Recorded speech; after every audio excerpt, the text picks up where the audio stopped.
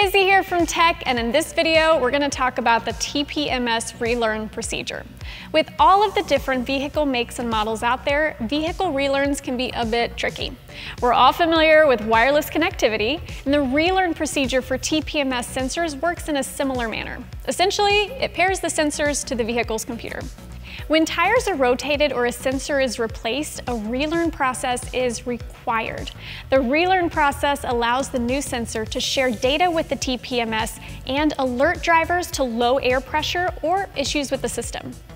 Each vehicle manufacturer has their own requirements when it comes to relearn procedures. However, they can be broken down into three basic methods: manual, or sometimes referred to as stationary, OBD, and auto relearn.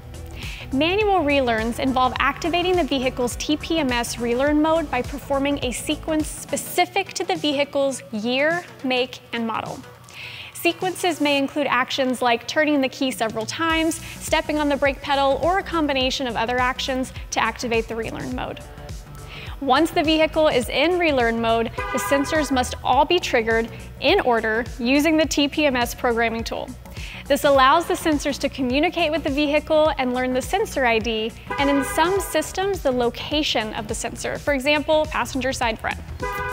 Typically, if the sequence has been completed correctly, the vehicle will give a signal by flashing the lights, chirping the horn, or some other notification.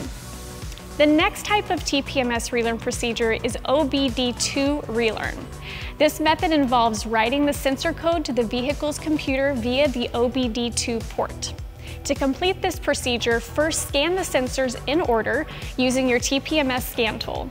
Once all the sensors are read, connect the tool to the vehicle's Obd2 tool and place the computer in TPMS learn mode to complete the process.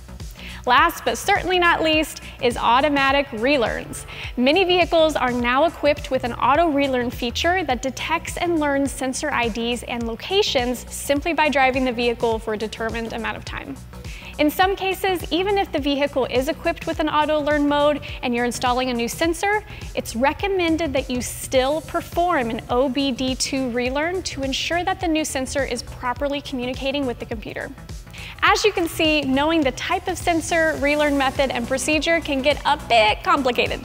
Lucky for you, Tech has a fantastic resource for identifying TPMS information for virtually every make and model. Simply visit techtpms.us.com, where you'll find vehicle lookup, software updates, and much more. Thanks for watching. We'll see you next time.